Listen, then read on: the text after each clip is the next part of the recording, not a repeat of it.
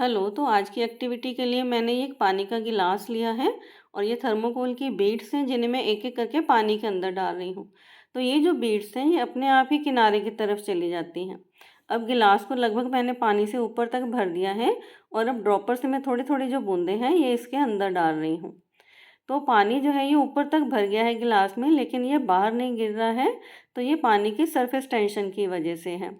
और देखिए कैसे अब ये जो थर्मोकोल की बीड्स हैं ये अपने आप ही जुड़ती जा रही हैं।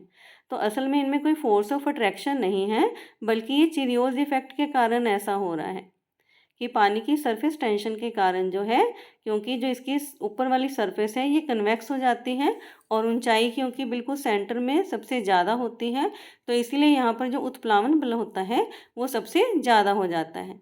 तो इसकी वजह से ये जो बॉल्स हैं अब ये सेंटर में ही रहने की कोशिश करती हैं, और अगर हम इनको साइड पे भी कर देते हैं तो ये फिर अपने आप ही बीच में आ जाती हैं। तो इसे ही चिरियोज इफेक्ट कहते हैं।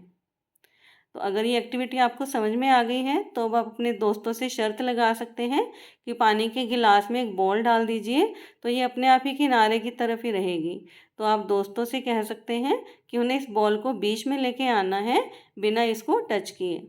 तो दोस्त तो शायद नहीं कर पाएंगे, लेकिन आप इसको आसानी से कर सकते हैं कि पानी को ऊपर तक भर दीजिए और फिर ड्रॉपर से थोड़ी थोड़ी बूंदें पानी के इसके अंदर डालिए, तो बॉल अपने आप ही चिरियोज इफेक्ट के कारण सेंटर में आ जाएगी।